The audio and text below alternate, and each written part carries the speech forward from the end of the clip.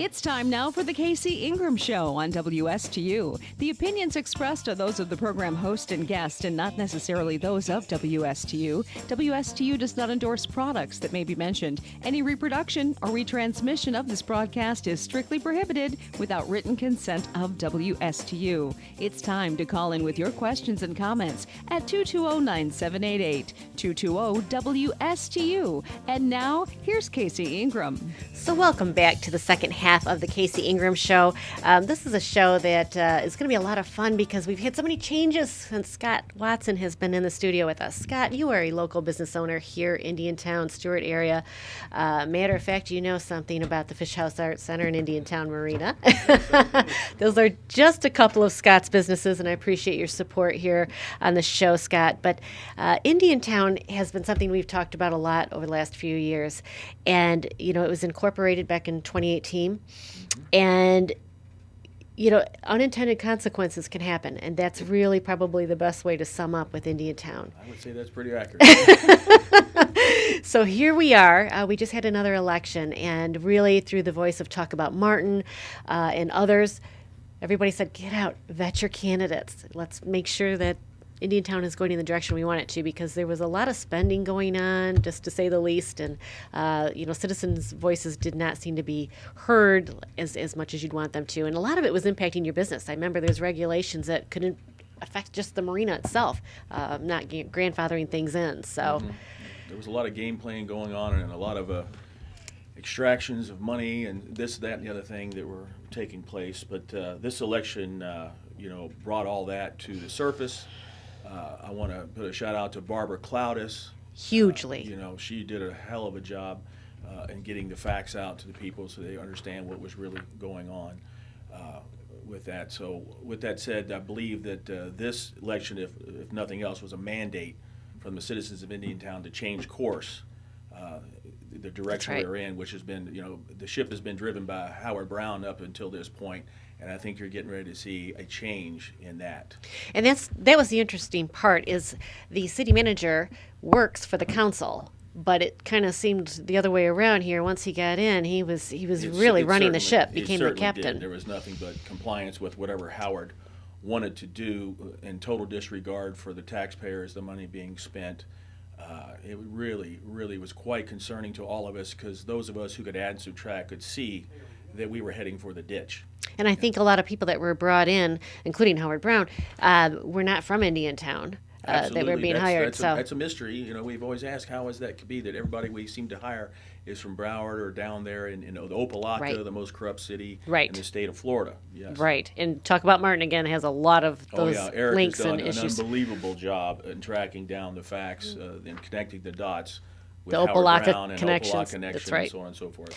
Let me talk about the election really quick. First of all, the seat won. Anthony Dowling was the incumbent, and Carmine DiPaolo Carmine trounced Anthony. 60% of the vote. Yes, it was 60% of the vote. A clear mandate for a change of course there. Anthony Dowling was carrying the water for Howard Brown, and then we have Carmine DiPaolo, who is a 30-year veteran, sergeant with the Martin County Sheriff's Department, and has been in Indiantown. If there's anybody that knows how Indiantown works mechanically, it's Carmine. He can tell you where the traffic problems are, where the drainage problems are.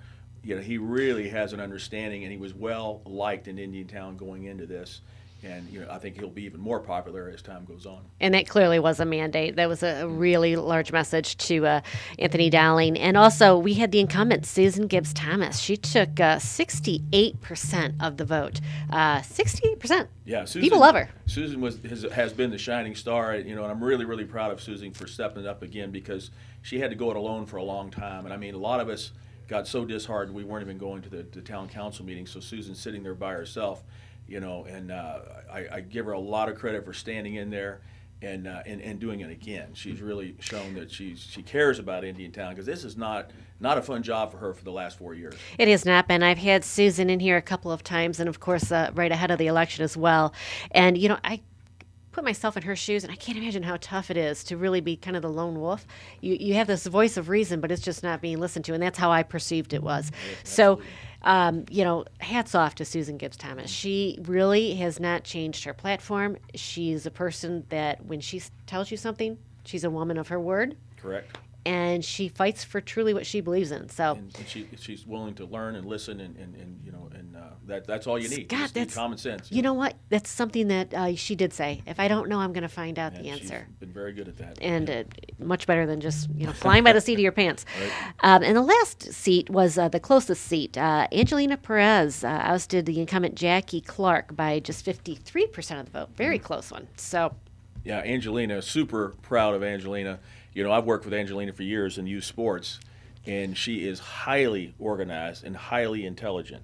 So get ready to watch Angelina work. I know that she's been nervous throughout this process because it is nervous. It's nerve-wracking to get in front of people and talk and so on and so forth. But I know Angelina, and I tell you one thing, anybody who can organize youth sports, the soccer program in Indiantown, like she has won world championships with the kids from Indiantown.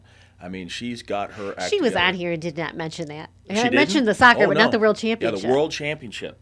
They won for the kids from Indiantown. Incredible. So I've never seen anybody as organized as Angelina is, which I knew when she decided that she was going to run, that she was going to do a good job. I mean, she's going to be organized. And look, she beat Jackie Clark, who is a well-liked individual in Indiantown. I'm friends with Jackie, but this friendships are different than running the show. And at this point, I'm very, very happy that Angelina was able to pull off a victory.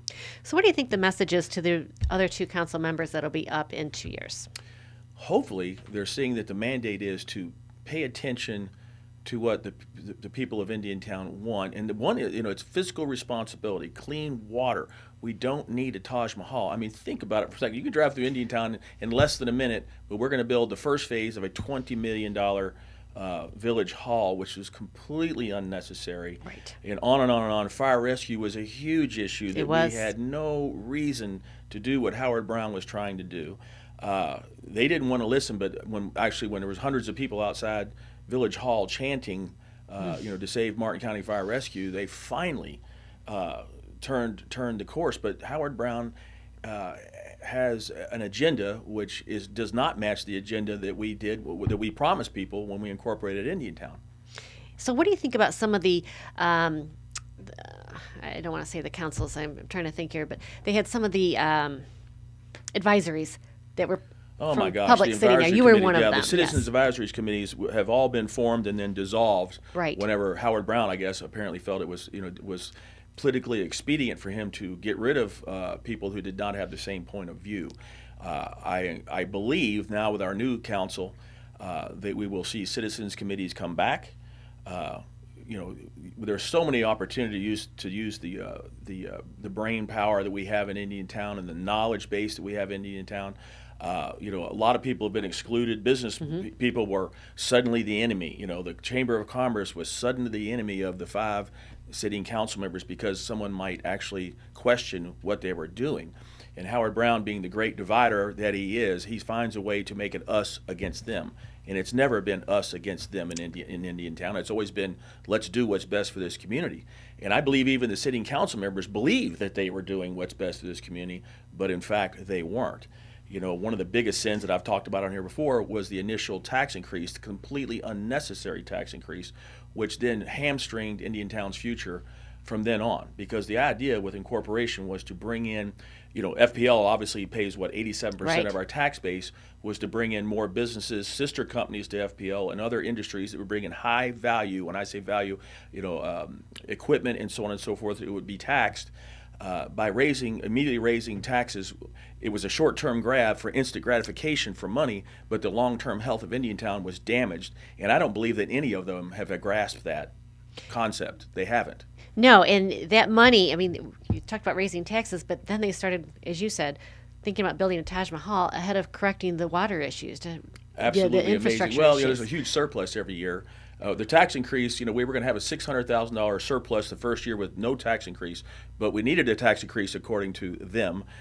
So suddenly we're generating a $2.4 million surplus every year. Now that's changed slightly, but now there's this giant piggy bank of money, and we all know what happens when Right. you have a giant piggy bank of money, especially when it's not yours. It won't go back to the people. That's right. So, Let's just say that. Amy Pritchett, thank you for tuning in. She is our newly elected school board member here for the Martin County School District, and she said it was really special watching the new council members and the incumbent get sworn in, and she was there in person. So. yes, she was, and congratulations to Amy. We're excited. Our school board is back on the right track, I believe, with the ones that have been That was a elected. wonderful vote, yes. Oh, yes. I think the clear message is being sent everywhere that, not here in Martin County. We're not going to put up with that what I call leftist mentality Right. that's been spreading throughout this country. But Martin County is going to, hopefully survive this in good shape.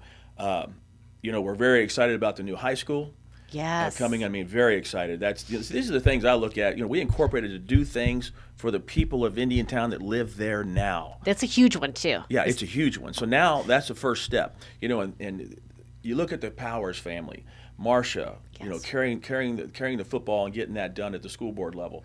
Kevin Powers and the Powers family going out and coming back with $23 million from the state to run the water and sewer and the utilities out to the high school. There's another example where Kevin had volunteered to be the lobbyist for Indiantown. They refused him, so we went and hired this highfalutin lobbyist who brought back $0 for Indiantown this year, zero from the state legislature. Kevin, along with Josh Kellum, go out and get $23 million without Wow. the village even knowing it. Wow. Yeah, because if the village knew about it, no offense, they would screw it up. Yeah. That's I think that they Howard would have Brown as well. would have screwed it up.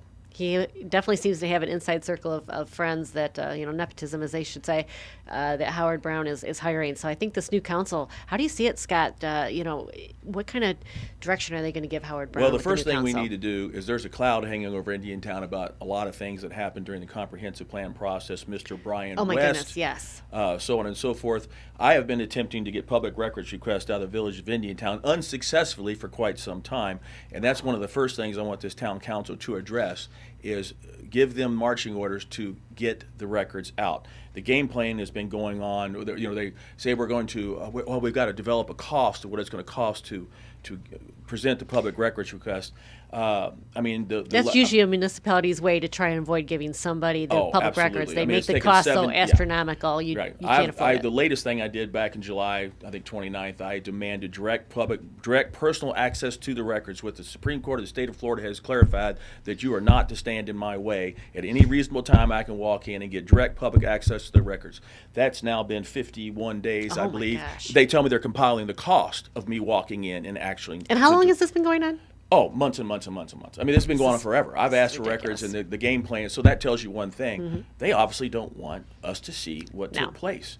No. So asking what I want the town council to do, I want them to clean up the act, to give the marching orders to that administration, Howard Brown and so on and so forth, to supply the public records or give us access, because if they don't, it's always been my plan, no matter what happened in the election, that I will file a public records lawsuit to obtain the records of what took place in the comprehensive plan process, along with Mr. West and his little deal they did there. That's because right. as you know, in the last election, Mr. West hired a hitman to come in and interfere in our election. Guyton Stone was involved, and so on and so forth. And we need to clear the cloud over Indiantown is my first priority. Priority number 2 is to get fiscally responsible. Let's spend the money on what's going to affect the citizens of Indiantown. Building a shiny Taj Mahal isn't going to do anything for the citizens of Indiantown. So, redirect, use common sense. We need to get our tax base back on a level playing field with Martin County so that we can attract the industries that we wanted to from the get-go. Which was the whole point of the whole point of incorporating. incorporation. Because if we do this right, and we like when incorporation, Indiantown will have so much money because of the industries that will be attracted there that we'll have the money to build a Taj Mahal in 20 years if we need to. That's right. But right now, all we've done is we're reaching into that candy bowl and grabbing the candy and say, look at this, forgetting the long-term effect that it's hurting Indiantown. Meanwhile, you're not having good paying jobs coming to Indiantown where people can afford to pay more taxes. That's the whole point of that. You bring in good businesses, then they provide better jobs with better benefits. It's not just the situation with the taxation, but everybody's seen what's been going on in Indiantown with the bigger this and bigger that. And, Howard Brown, best I can tell, he wanted to turn Indiantown into a giant social program. And we were that close. Thank God this election turned the tide on that. But so everybody that wanted to invest in Indiantown, including me, I want to do about $5 million worth of work to Indiantown Marina. I own other buildings and businesses out there. I'm not doing anything to Howard Brown and Althea are gone in growth management. So that has been going on a major scale that everybody's standing on the outside looking in. Now I think there's hope that you will see more people step into the game, but a lot of people were stepping out of the game. Well, tell me a little bit about that. Last time you were in the studio, we talked about the comp plan that they were writing and how much it impacted Indiantown Marina. It was Well, that strangling it's you. amazing that they denied me my property rights, and of course I tried to do it the calm way and go through the process and get that corrected. I finally had to hire Gunster to represent me. We went through a 1.5-year process. Supposedly we had a gentleman's agreement where we presented a letter which was supposed to be then approved. Althea Jefferson decided not to approve that letter that had already been agreed upon. So then I had to go ahead and do what I should have done from the get-go, which was say tell them that they were on Bert Harris clock, the Bert Harris lawsuit. You have 150 days to correct the problem, or I'm going to file a Bert Harris lawsuit, which at that point the only remedy is monetary damages to me. So in the 150-day process, on day 148, voila, somehow they came to the agreement that what I was asking for was apparently reasonable and voted on it. So now I have my property rights back. But Howard Brown did that on purpose. I spent $35,000. You should not have to hire an attorney, but not yes, to they're do not any of cheap. this. It could have been handled in a half hour because they all knew what I was asking for was nothing more than I had before. And we promised everybody in writing, in public meetings, and so on and so forth that no one was going to lose their property rights. right. Well, apparently Howard Brown and the rest decided that wasn't going to be the case. And that was about the time they disbanded the Citizen Advisory Committee. Well, that brings in the other, the comprehensive plan committee was dissolved, in my opinion, on purpose because there was some nefarious stuff that took place that would never have taken place had we been reviewing it as we should have been. And that leads back to the public records request, which will uncover how those things came to be, because there were some giant winners, let's call it, in that process.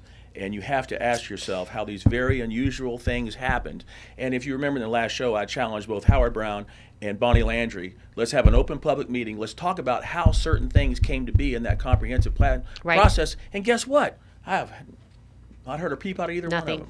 Nothing. Yeah. I do hope you get your public records request. And, I saw something from Talk About Martin where it might have been Barbara Cloudis. I don't remember which one had reported somebody was looking for a public records request, and voila, they just couldn't find it. Oh, that's an interesting thing. There was a letter sent via mail and the same letter sent via email, and the clerk apparently has said that they don't have a copy of that letter. So you're going to tell me that the letter came in, it was stamped, but it wasn't copied and put into a file to keep a permanent record, Right. And it was now the particular council member's job to maintain those public records that came in through the process. Yeah, I mean, this whole thing smells Right. to high heavens. It does smell to high heaven. A lot of shenanigans there. And that was a letter from Mr. West to Anthony Dowling. There we go. It's a very key letter with key players. How is the land purchase going, and is it already purchased for the new Taj Mahal? Because that was another issue where The land has already been purchased. which was more than market value. Yes, and the funny part about that was that the owner of that property tried to talk him out of it. That was Champ Hardy, who owned that property. And Interesting. Champ tried, and Champ's is the unsung hero of Indiantown. And his family, they've done more for Indiantown than people will ever know. And Champ tried to talk him out of purchasing because he thought it was a silly move. Right. Now, I looked at it and I said, okay, this is a silly move, but at least it's an asset we can turn around and sell later if we want to. Right. Because it's probably the best piece of commercial property Okay. in Indiantown. Okay. So on that side of it, I think, well, we can turn around and do something. Maybe the village at some point can do something with it, or we should turn around and sell it, put it back on the Right. books so we can collect some property tax Right. off of it. We'll see. I don't know what to say about some of those things, but Well, Scott, it's been 4 years since the village is incorporated. We did this a lot, as you said, to bring in new businesses. So Village of Indiantown could kind of control a little bit of its own money instead of being a donor community to the county. What have you seen as far as new businesses that have been attracted to the area? What changes? Are there positive changes in the last 4 years? We have seen some positive changes, but it's been some other game playing that's gone on. For example, Tractor Supply came in, and then the village turned around and with their building department and fined them, I think, $30,000 completely unnecessarily. But everything's about extracting money, in my opinion, that Howard does. It's about extracting money to feed the machine. And then I just heard that the new charcoal facility, Green Carbon, arms were twisted to install 2 electric charging stations at their new location. But that's not in our LDRs as a requirement for anything. But I just found this out, that arms were twisted, to do the new green thing in Indiantown. So this is the kind of stuff that's scaring people off. Of course. And I was going to say, everybody is forgetting the fact that I just did a story. Electric prices are even going to be greater next year. They're predicting it. They're asking for greater charges. Yeah. I mean, these green electricity things has to be generated by some means, and in this case, in Indiantown, it's natural gas. Or other places it's coal. But that's another story for another day. But what has gone on, they've been talking about and trying to create more and more obstacles and more cost to come and do business in Indiantown, which once again is the exact opposite of what we were trying to do. And it all sounds great, but it's all about collecting fees. And I mean, Howard has started. He started this one called Certificate of Use, which I won't go into, but it was another way of extracting $25 from every business owner in Indiantown. And the guy is famous for it. So, in my opinion, Howard Brown needs to go, and I hope that our new village council will see that, and I'm sure they will. I know that the game playing has already started. Howard already took the new council members, and I won't name names, and started to try to divide them. Create a wedge. Let's get in an argument about something. The good thing is they're all too smart. They see right through what he's doing. So. The sooner Howard goes and his band of Opelika friends go, the better off Indiantown will be. And we've got some great people here in Indiantown, I wouldn't say waiting in the wings, but that are available to come in and take his place. And when that day comes, you will hear me pop up another bottle of champagne. And this is the wonderful thing about elections. This is what elections are about. It's the direction of Indiantown was not going the way the majority of the residents would like to see it go. And their voices were not being heard. So this is where the changes have been made, and so now we're going to see what the next 2 to 4 years brings. I'm always, it is encouraging to see that our republic works the way it should. That it may take a while, it may be painful, but in fact, we have corrected course. I believe it's now up to the new town council to head that direction.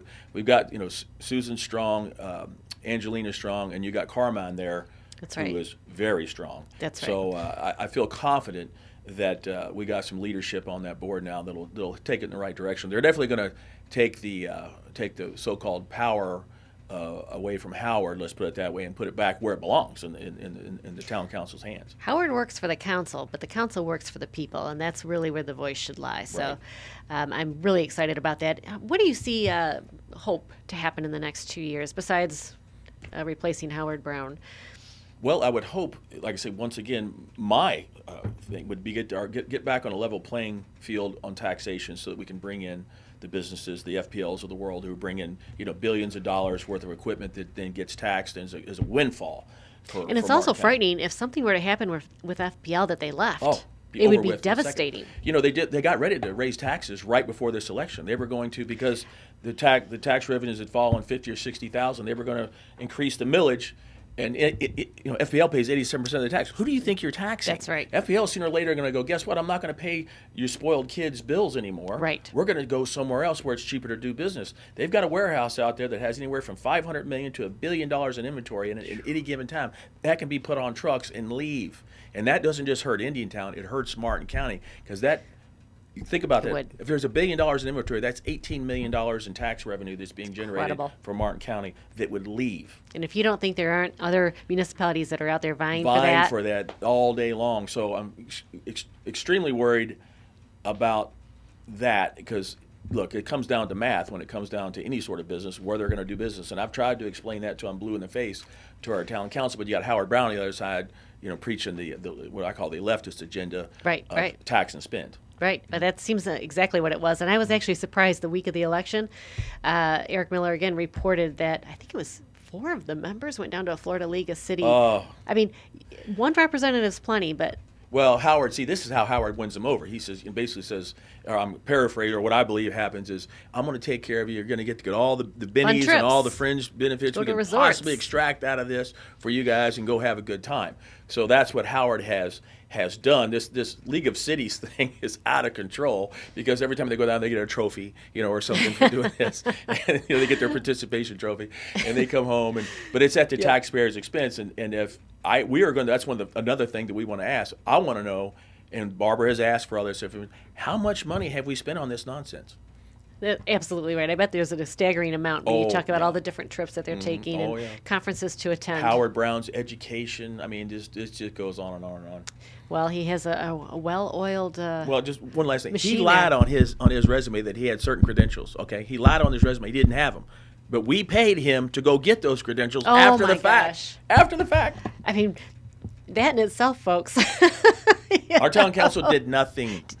Nothing. And that's why 2 of them are now no longer part of the council. That's exactly right. Yeah. So we're really going to hope that there's going to be great new direction here. How do you see Indiantown? There's a lot of talk in Martin County of Indiantown annexing in properties.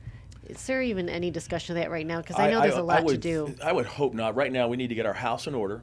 We need to get our infrastructure straightened out. We got $65 million plus to spend on water and sewer alone.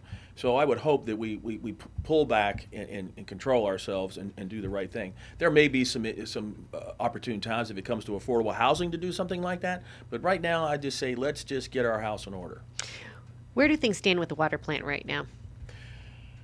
They're making some improvements, but obviously we need an entire new water plant. The one there, I think, has 1 pump working out of 3, so it's critical at any given moment. That's scary too, right? There are usually 2 or 3 boil water orders every month that come out of Indiantown, so it's going to take a lot of investment to get it going. Like I say, if we use the talent we have in Indiantown, the Powers brothers and the Josh Kellums of the world and so on and so forth, to go out and get the money that we need to get these things, to get everything up to speed, we can do it. I mean, Indiantown's got a lot of knowledgeable people that can really help with this. Truly. And I think we will see that happen. Yeah. Truly, you really do. And again, we've had a lot of great things that happen. The vocational school, I didn't want to skip over that. You mentioned it earlier. Yes. It's a charter school focusing on vocational professions, which is huge. And there's going to be even more good news coming down the road. And I can tell you that there's some exciting things because we have some very good people in Indiantown who are very generous. And there's even more exciting things coming down the road. And everybody wants to see really good things happen to Indiantown. One thing that we haven't touched on today was the divisiveness, the racial slurs and trying to have racial bias. That didn't happen before Howard Brown showed up. And Howard Brown is he's very, very smart, and he decided he was going to find a way to control. And how do you control? Divide. You divide and create enemies, and they're against you, and on and on and on. So he's very good at that. And he did that with the us against him mentality, or us against them mentality that we really saw that in the last election too, not the last month, but it was 2 years ago. That was all manufactured. Yes, brought in by the hitman that Mr. West brought in, who was working with Guyton Stone, and they all seemed, so yeah. Yes. Yeah. It's a lot of big changes here. I'm very excited for Indiantown. Scott, I'd love to have you back in the studio here in the future, and we'll just keep following up on how things are progressing. It's exciting times right now, again, and time for hopefully to turn over a new leaf. Well, I always love coming to your show, and I look forward to doing it again. Scott, it's always a pleasure, and always have a spot on the show. Again, folks, this is Scott Watson, and he is a proprietor, business owner out in Indiantown and here in Martin County as well, Port Salerno, and doing a lot of good things out there. I hope that they bring back the advisory boards because you would be a key voice on there amongst others. Looking forward to that. So we hope so. So Scott, I wish you the best of luck out there in Indiantown. Always fun. Eric Miller, Talk About Martin, covers a lot of Indiantown, and Barbara Cloudis, Indiantown Currents. She's also on Facebook. She really digs into information and does some great stories. Yes, she did. So thank you so much. We'll see you next week here on the Casey Ingram Show.